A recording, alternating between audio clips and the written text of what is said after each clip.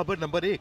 Reuters की report में दावा किया गया है कि अमेरिका और ईरान के बीच दूसरे राउंड की वार्ता इसी हफ्ते हो सकती है। रिपोर्ट में कहा गया है कि इस्लामाबाद में दोनों मुल्कों के वार्ताकार एक बार फिर मिल सकते हैं। इससे पहले इस्लामाबाद में 21 घंटे तक बातचीत बेनतीजा रही थी। अमेरिकी राष्ट्रपति के मुताबिक पहले राउंड की मीटिंग फेल होने के बाद अब अमेरिका के साथ ईरान डील करने को बेताब है। ट्रंप की माने तो ईरान की तरफ से लगातार फोन पर दूसरे राउंड की बातचीत में शामिल होने की अपील की जा रही है। अमेरिका के उपराष्ट्रपति वेंस ने भी दावा किया है कि अमेरिका ने अपना फाइनल प्रस्ताव ईरान को दे रखा है। अब गेंद ईरान के पाले में है।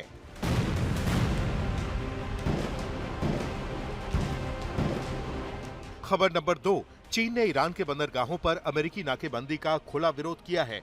चीन का कहना है कि ईरानी बंदरगाहों के आसपास अमेरिकी नाकेबंदी खतरनाक और गैर जिम्मेदाराना है, क्योंकि अमेरिकी राष्ट्रपति ने अंतर्राष्ट्रीय जल मार्ग से निकलने या लंगर डालने की कोशिश करने वाले किसी भी जहाज को डुबोने की धमकी दी है।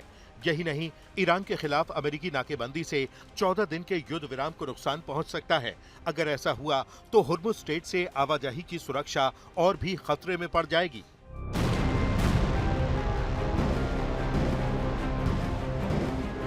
खबर नंबर 3। अमेरिका और ईरान में तनातनी के बीच सऊदी अरब ने ट्रंप से नाकेबंदी हटाने और बातचीत फिर से शुरू करने की अपील की है। वॉल स्ट्रीट जर्नल में छपी रिपोर्ट के मुताबिक सऊदी अरब ने अमेरिका को बड़े खतरे से आगाह किया है। सऊदी के मुताबिक ईरान नाकेबंदी के जवाब में बाब अल मंडेब को बंद कर सकता है। बाब अल मंडेब यमन और अफ्रीका के हॉर्न के बीच लाल सागर का एक अहम रूट है, जो सऊदी अरब के तेल निर्यात के लिए जरूरी है। हूती ने बाब अल मंडेब को बंद करने की धमकी दी है।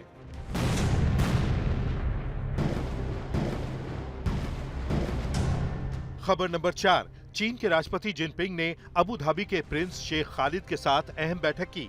बैठक में मिडिल ईस्ट में शांति को बढ़ावा देने के लिए चीनी राष्ट्रपति ने 4 सूत्रीय प्रस्ताव पर चर्चा की। जिनपिंग ने एक तरफ सभी देशों से शांति और संतुलन बनाए रखने की अपील की है, दूसरी ओर अमेरिका को दो टूक अंदाज में कहा कि मिडिल ईस्ट के सभी देशों की संप्रभुता, सुरक्षा और सीमाओं का सम्मान किया जाना चाहिए।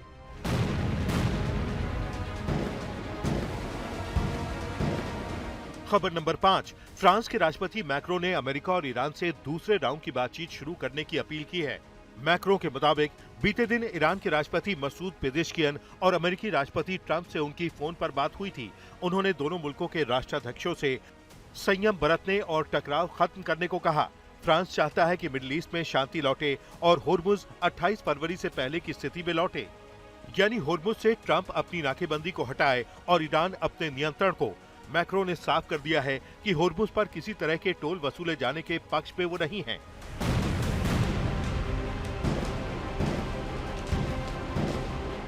खबर नंबर 6। इस्लामाबाद में हुई वार्ता के विफल होने के पीछे एक बड़ी वजह ईरान का परमाणु प्रोग्राम है। एक रिपोर्ट के मुताबिक बातचीत के दौरान अमेरिका की तरफ से ईरान से यूरेनियम संवर्धन पर 20 साल की रोक स्वीकार करने का प्रस्ताव रखा गया। हालांकि ईरान ने अमेरिका की इस मांग को मानने से मना कर दिया। ईरानी वार्ताकारों ने अपना पक्ष रखते हुए कहा था कि वो 5 वर्ष से ज्यादा फ्रीज करने की बात नहीं मानेगा। अमेरिका 20 साल पर अड़ा रहा और ईरान 5 साल पर। नतीजा ये हुआ कि वार्ता फेल हो गई।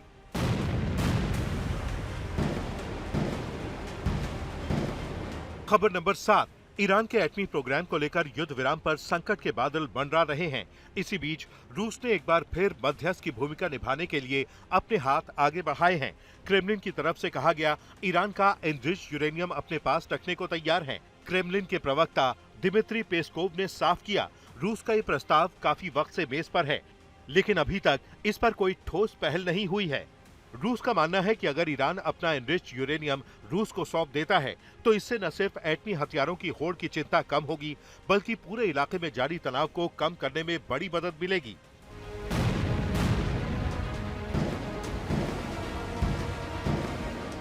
खबर नंबर 8। ईरानी संसद की राष्ट्रीय सुरक्षा समिति के प्रवक्ता इब्राहिम रिजाई ने हुर्मुज़ की अमेरिकी नाकेबंदी पर बड़ा बयान दिया है। रिजाई ने कहा है कि अमेरिका और ईरान के बीच हुए 14 दिन के युद्ध विराम की मियाद को उस वक्त तक नहीं बढ़ाना चाहिए जब तक हुर्मुज़ पर ईरान के नियंत्रण और ईरान के 15 सूत्रीय प्रस्ताव को अमेरिका मान नहीं लेता।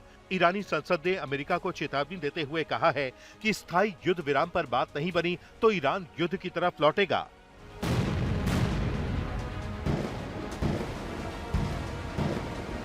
खबर नंबर 9। हिजबुल्लाह ने लेबनान से अमेरिका में इजराइल के साथ बैठक रद्द करने की मांग की है।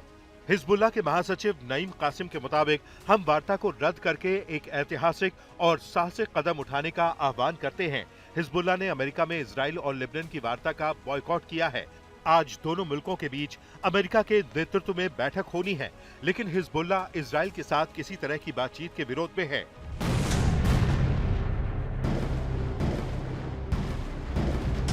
खबर नंबर 10, यूएन में ईरान के राजदूत ने मिडिल ईस्ट के 5 मुल्कों से मुआवजे की मांग की है। रिपोर्ट के मुताबिक अंतर्राष्ट्रीय कानून के तहत ईरान के खिलाफ बहरीन, सऊदी अरब, कतर, यूएई और जॉर्डन ने अपने अंतर्राष्ट्रीय दायित्वों का उल्लंघन किया है। ऐसे में ईरान को युद्ध से हुए नुकसान के लिए मुआवजा मिलना चाहिए। बहरीन, सऊदी अरब, कतर, यूएई और जॉर्डन को अंतर्राष्ट्रीय कानून और संयुक्त राष्ट्र चार्टर के उल्लंघन के बदले ईरान को हुए नुकसान की भरपाई करनी चाहिए।